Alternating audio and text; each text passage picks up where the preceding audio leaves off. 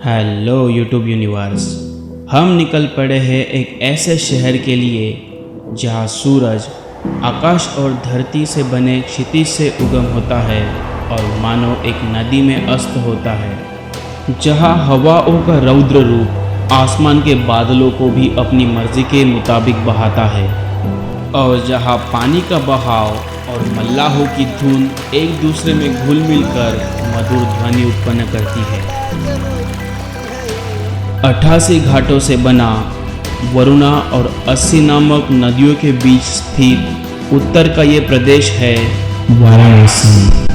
हमारे इस आखिरी गंतव्य स्थान में शामिल है मेरे दोस्त और विधायक जी के भतीजे दिवेश के फार्म हाउस का आश्रय, मेरे मछुआरे मित्र सूरज के नैया की सवारी, हिमालय से उगम और बंगाल के महासागर में लुप्त होने वाली गंगा नदी के दर्शन और वाराणसी के घाटों का सफर। तो हमारे प्यारे दर्शकों, अपना कमर कसक के बैठा कहीं से, क्योंकि हम आपको ले जाते हैं वाराणसी के इंटर टूर पे।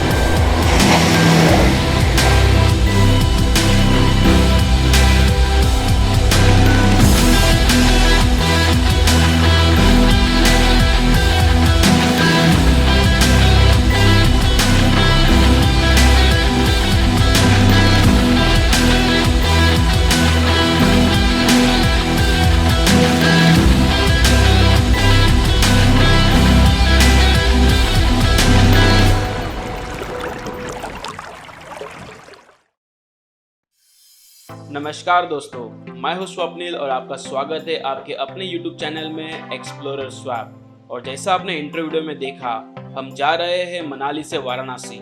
ये रही हमारी बस और हमारा ये सफ़र भरा हुआ है कुछ कुदरती करिश्मों से। बस यात्रा के साथ साथ इसमें रेल यात्रा का भी समावेश है और इस रेल यात्रा में भी मेरी वीडियो एडिटिंग चालू है। इस तरह करीब 13 घंटे स्पेंड करके हम पहुँच गए वाराणसी में। वाराणसी में मैं जहाँ रुका वो एक शानदार हवेली जैसा होटल है और इसका नाम है बनारस कोठी। इसका इंफ्रास्ट्रक्चर एकदम महल जैसा है। What's up guys? Good morning from Varanasi. So कल हमने चेक इन किया एंड उसके बाद नेक्स्ट डे सुबह के 7 बज चुके हैं एंड हमने प्लान किया कि आज दिवेश के गाँव जाए। दिवेश जिसके चाचा यहाँ के विधायक है। So उस गाँव के बारे में, वहाँ के बारे में हम सुनते हैं दिवेश की जुबानी। भैया चाचा विधायक है हमारे, हम जौनपुर क्षेत्र से हैं, जौनपुर जिला से हैं, पनसड़ी क्षेत्र से हैं। तो हम आपको लेके जा रहे हैं हमारे गांव। साथ ही साथ हम आपको अपने गांव का फेमस पेड़ा खिलाएंगे और जो भी खाने पीने की वहाँ की चीज है फेमस, जो यहाँ की फुल देसी स्टाइल में आपको भी खिलाएंगे। प्लस हमने ये टैक्सी हायर की है जो काफी कॉम्पैक्ट है एंड 3 लोगों के लिए काफी अच्छी है। मेरे दोस्त दिवेश और सूरज यहीं से बिलोंग करते हैं और आज मैं पूरा दिन दिवेश के यहाँ रहूँगा और कल सुबह सूरज के यहाँ जाऊँगा।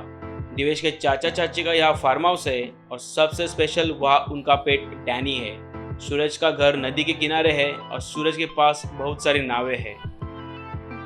अरे सियार भेड़िए से डर सकती है, सिखों की औलाद नहीं, भारतवंश की इस पानी की है तुमको पहचान नहीं। बनारस की एक खास बात यह है कि यहाँ का तापमान गर्मी में कुछ ज़्यादा गर्म और ठंडी में कुछ ज़्यादा ठंडा होता है। तो भैया हम आई है अपने दोस्त के गाँव में। यहाँ ससुरा फेमस बात तिवारी जी का छोला। तो चला आवत है खावत है तिवारी जी का छोला। सो हमने नाश्ते के लिए एक स्टॉप लिया और तिवारी जी का छोला सच में चटपटा और टेस्टी था। वीडियो थोड़ा लंबा होगा क्योंकि मैंने इस पूरे बनारस की ट्रिप एक वीडियो में समाई है, इसलिए मैंने चैप्टर वाइज वीडियो को डिस्ट्रीब्यूट किया है। आप जो पार्ट देखना चाहते हो वो देख सकते हो। परंपरा को फॉलो करते हुए और हमेशा की तरह दिवेश को एक कॉम्पैक्ट टैक्सी भी चलाने का मौका मिल गया। आपने पिछले वीडियोस में देखा होगा दिवेश ने टेम्पो, बस, ट्रैक्टर, ट्रक भी चलाया था और इस वीडियो में उसने टैक्सी, बुलेट, ऑटो, नाव और बोट भी चलाया। इसको मौका मिलता तो जिस ट्रेन से हम आए वो ट्रेन भी चला लेता। ये है डैनी। ये ग्रेट डेन ब्रीड का है और हमारे एंटर होते ही इसने दिवेश को पहचान लिया।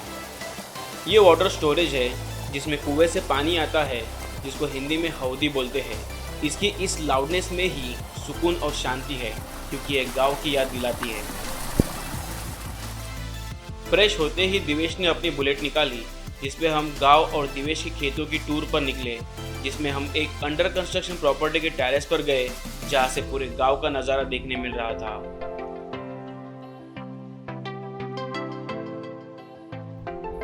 ये आपका ही है? यस ये हमारा ही है।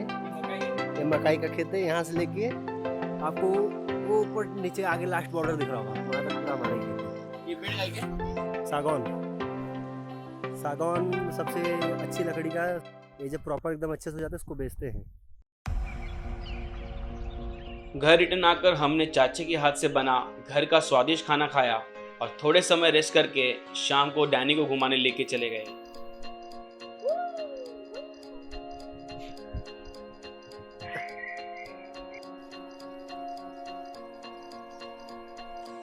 ये ईंट भट्टी है जहाँ पर ईंटों को बनाया जाता है।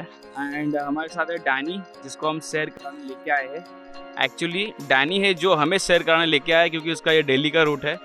सो उसको पता है कि कहाँ जाना है, हम उसे फॉलो कर रहे हैं। वाराणसी को बनारस और काशी नाम से भी जाना जाता है। ये शहर वरुणा और अस्सी नदी के बीच में है, इसलिए इसको वाराणसी नाम पड़ा। दुनिया की 35वीं लॉन्गेस्ट रिवर है गंगा, जो इसी शहर से गुजरती है।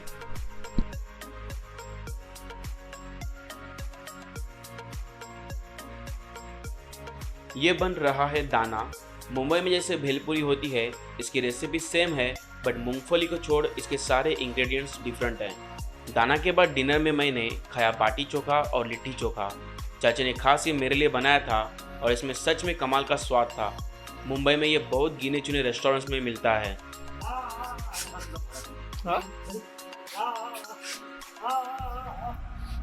काट रहे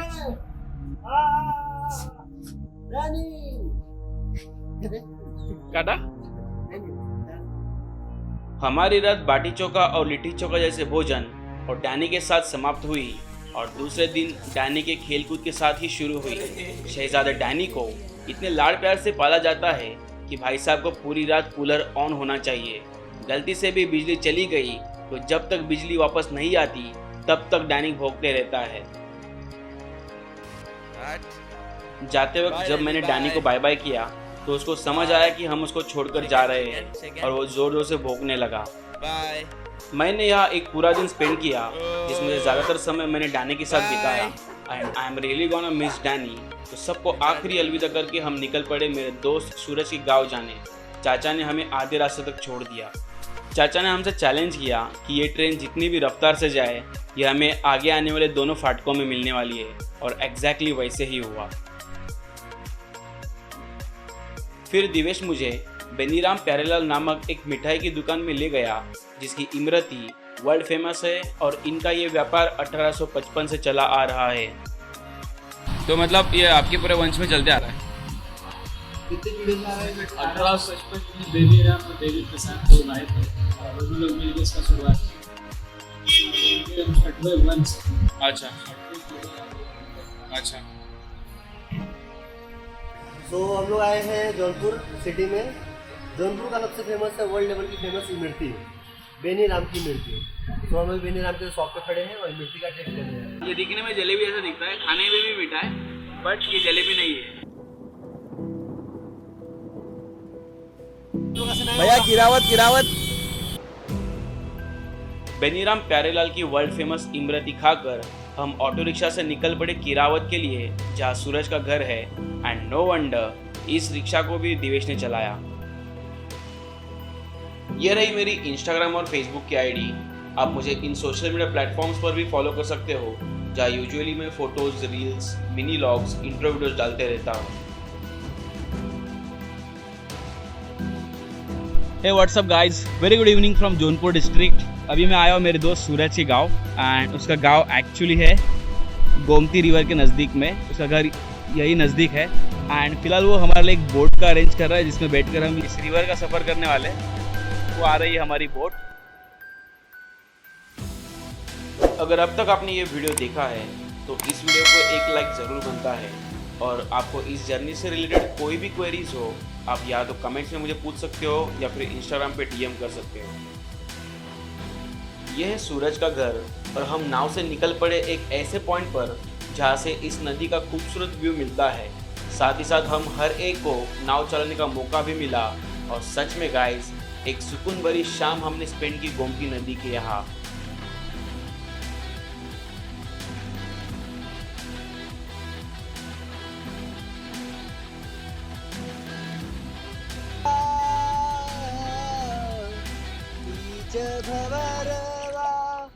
माता जरोई है बबुआ कहोला ना जुदाई।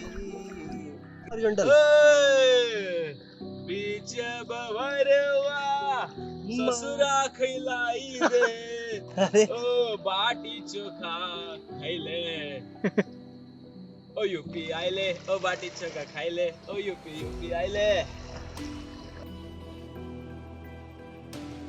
एक्चुअली ये वीडियो में लॉग में भी यूज कर सकता हूँ इसलिए क्योंकि मस्त आ रहे हैं, गोल भी घूमेगा।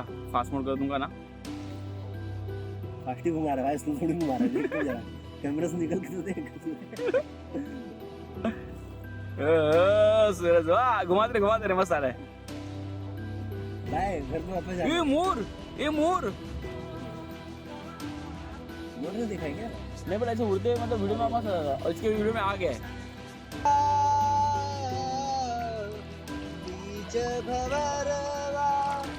माता जरोई है बबुआ कहोला ना जुदाई।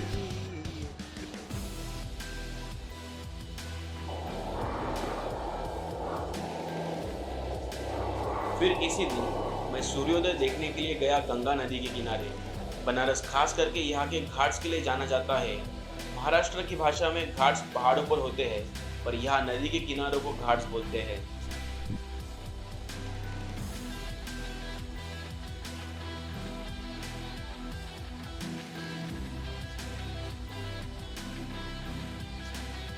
Good morning everyone.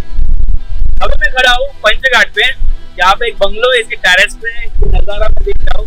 पंचघाट जो गंगा नदी के किनारे है, यहाँ पे काफी सारे घाट्स हैं, कुल मिला के 90 घाट्स हैं, जिसमें से 84 घाट्स मतलब देखने लायक है। एंड ये शुरू होता है वहां पे जहाँ पे राजघाट है एंड ये खत्म होता है 80 घाट तक।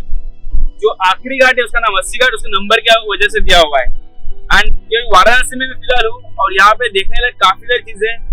ये और एक चीजों के खाने के लिए भी फेमस है, फिर वो चाहे इमरती हो, छेना हो, बाटी चोखा हो, काफी चीजें वाराणसी में उत्तर प्रदेश में पाओगे तो आपको खाने मिलेगी जो आपको मुंबई में नहीं मिलेगी। और दूसरी बात गंगा रिवर का जो चौड़ाई आप देख सकते हो, ऐसा फील हो रहा है कि मैं समुद्र के किनारे हूँ। गंगा का उगम होता है हिमालय में और ये बांग्लादेश से होकर बे ऑफ बंगाल को जाके मिलती है। तो ये जो व्यू मुझे यहाँ पे मिल रहा है काफी लाजवाब है।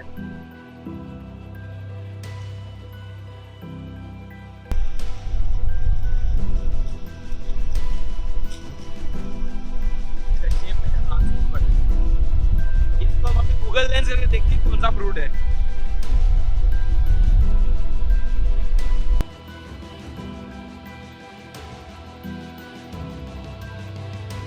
मेरी ये आउटडोर जर्नी दिल्ली से शुरू हुई थी, जहाँ मैं ले मेरिडियन इस 5 स्टार होटल में रुका था। उसके बाद मैंने हिमाचल के बीरबिलिंग का बंगोरू वाटरफॉल और मनाली का जोगिनी वाटरफॉल भी विजिट किया। वहीं मैंने बरोट वैली तक हिमालयन बाइक से अराउंड 100 किलोमीटर्स भी राइड किया।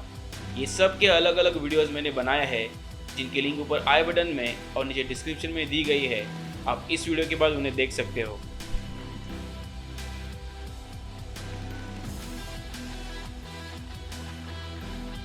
This is the last video of my outdoor travel playlist. I traveled Delhi, Himachal and Banaras due to work purpose. I really feel glad while completing this journey and I will return with lots of memories and experience. I learned so many things and met many people. So that's it guys about this outdoor journey. Subscribe to this channel and be a part of this family. Also like, comment, share this video and watch these videos too, which are currently displaying on the screen. I will meet you guys in my next video. Till then, bye bye, take care.